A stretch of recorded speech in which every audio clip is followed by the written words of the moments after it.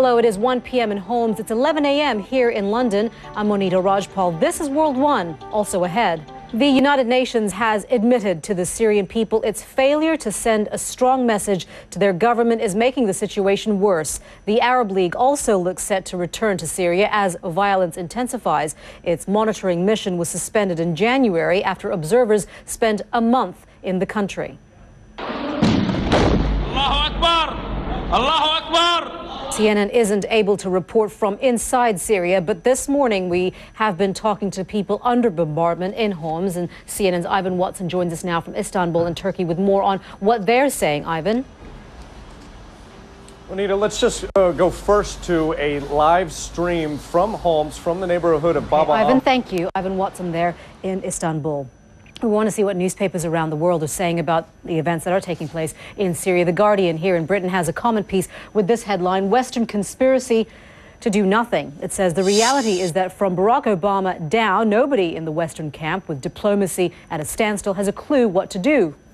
They know only what they cannot do, which primarily is not get involved in another Middle East war. There's a different viewpoint in the Global Times in China. Here's the headline: China cannot stay out of Syrian chaos. It's an editorial piece that says China needs to put in more efforts to delay the Western advance in the Middle East. The political landscape in the Middle East is becoming unfavorable to China. Doing nothing is not an option. And finally, in Turkey, the headline in today's Zaman: what now in Syria? It's an opinion piece that says neither a neo-imperialist intervention nor the continuation of the current dictatorship is a viable option in Syria. The challenge for all stakeholders is to find a third way that will ensure the rebuilding of Syria as a democratic, pluralist and prosperous country.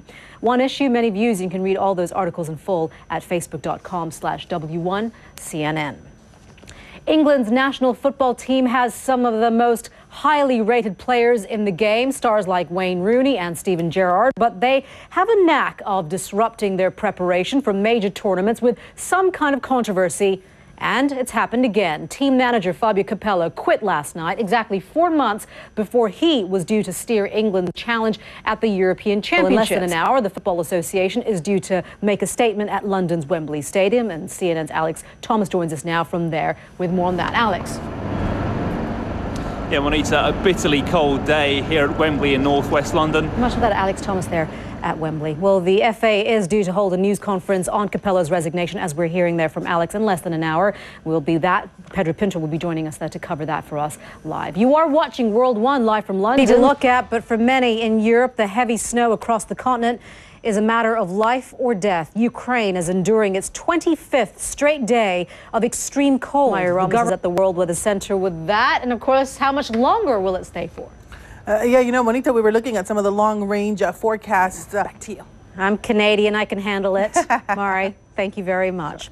Heather Mills, the ex-wife of Paul McCartney, is taking the stand at the Leveson inquiry into British press ethics. She's expected to answer questions in relation to evidence given by Piers Morgan in December. The former tabloid editor, now the presenter of CNN's Piers Morgan Tonight, was asked who had played him a recording of a phone message to Mills from McCartney. Schubert is following this story for us. She joins us now outside London's Royal Courts of Justice. Atika. That's right. Well, Heather Mills isn't quite up yet. At the moment, we're seeing Ian Edmondson. He is actually one of the senior, or I should say former senior deputy editors at News of the World, a real insider who would be able to tell the inquiry more about the allegation that the News of the World fostered this culture of phone hacking. Thank you for that. Atika Schubert there in London. You are watching World One live from London. When we come back, one sticking point stands between Greece and its bailout money. Politicians met late into the night in Athens trying to come up with a final deal on budget cuts. They almost got there, except for a dispute over pension cuts. Hopes remain that a deal can be struck before Thursday's meeting of Eurozone finance ministers in Brussels. And Athens did manage to agree on some tough issues, including cutting the minimum wage by 22%, abolishing permanent government jobs, and eliminating 150,000 public sector positions by 2015. It will mean Greece's economy could contract by 4 to 5% this year. Well, cuts like those would be painful for any country, and there's some doubt that Athens can see these austerity measures through. We want to go to Linda Lapapoulou now, who joins us now from the Greek capital. Linda, let's talk a little bit about how close they have been to a consensus. Well, the Prime Minister's office has issued a statement specifying that there's only one sticking point that remains. Linda, thank you. Linda Lapapoulou there in Athens. Despite that obstacle in Greece, European stock markets are mostly higher this Thursday. Expectations are growing that Athens will secure a new bailout and avoid a messy default. Let's take a look. Now, Greece's finance ministers, as we heard, their finance minister heads off to Brussels without an agreement. CNN's Jim Bolden is with us now to take a look at the implications of that. What's he going to face? What's so interesting is this meeting was called before the agreement was reached. We heard that the meeting was going to be on Monday, then maybe Wednesday. Now it's Thursday. So obviously Europe is getting very, very tired of this. And the markets know better, as you always say. Always follow the markets. Well, we don't know that yet. Jim, thank you so much for that, Jim Bolden.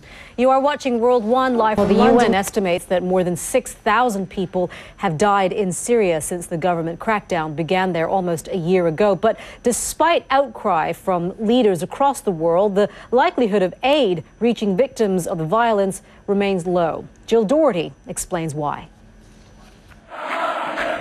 Germany suspects the Syrian regime of carrying on its political battles on German soil. It is expelling 4 members of the Syrian embassy in Berlin. The German government that was linked to the arrest of 2 people suspected of spying on Syrian opposition groups in Germany. A Supreme Court hearing in Pakistan today could shed an unaccustomed light on the country's shadowy spy agency, the ISI. Over the years, hundreds of Pakistanis have been detained by the agency, and many are never seen again. Today's case involves 11 men and a determined mother. CNN's Reza Saya reports.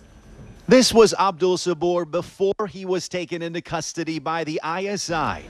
A court in the Maldives has issued an arrest warrant for the former president. Mohammed Nasheed was forced to resign earlier this week after several days of protests. The former foreign minister says Amnesty International says it has obtained evidence that Russia, China and Belarus are fueling the conflict in Sudan's Darfur region. Fighting in Darfur has dragged on for 9 years now.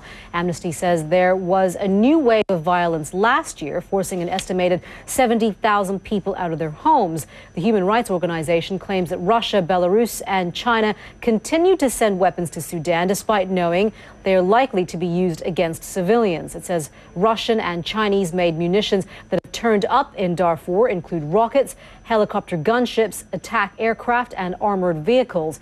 Amnesty is calling on the United Nations to toughen up an arms embargo on Sudan to stop the flow of weapons and help prevent more suffering. CNN's Nema Al-Bagir has been following the story. She joins us now with more on that. This is a bit of an interesting story because on the one hand, while the countries such as Russia, China and Belarus are saying that they can sell. You're watching World One live from London. You are watching World One live from London. We are approaching almost 7 a.m. in New York. It's almost 1 p.m. in Berlin, and it's almost 9 p.m. for you in Tokyo. Here are some of the stories that caught our eye today. One of the great mysteries of nature may have finally been solved.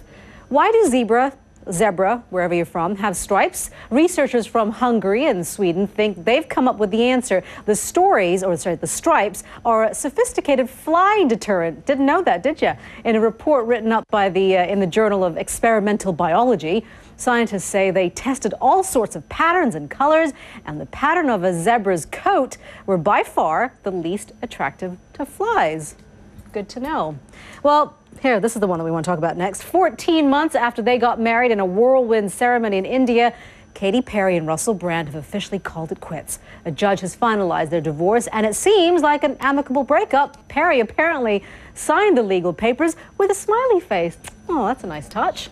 I'm sure he liked that. Now, could this be a voice from beyond or an online hoax? Earlier this week, the late icon Marilyn Monroe popped up on Twitter of all places. Her account has even been verified as tweeting on behalf of the estate of Marilyn Monroe and attracted over 14,000 followers in just 2 days. Now, to the making of a new icon. The Duchess of Cambridge stole the show at the National Portrait Gallery, making an entrance in front of the cameras. Catherine attended the new Lucian Freud exhibition at the London Gallery on Wednesday night. Just last month, Catherine included the famous museum in a list of organizations she would be supporting as part of her royal responsibilities. Well, CNN's royal correspondent, Max Foster, joins us now with his royal responsibilities to talk to us a little bit about Catherine's solo appearance and how it all went. Yeah, well, just the idea of it is significant. It's the first time she's been out on her, and yeah, he's going to be out there. Seems the new generation of the royals are doing pretty well for themselves. All right, Max, thank you very much for that. You are watching World One live from London. I'm Monita Rajpal. We thank you for joining us. Do stay with us. In just a few minutes, England's Football Association is due to start a news conference on England manager Fabio Capello's resignation. Pedro Pinto will be back to take us through that right here on CNN.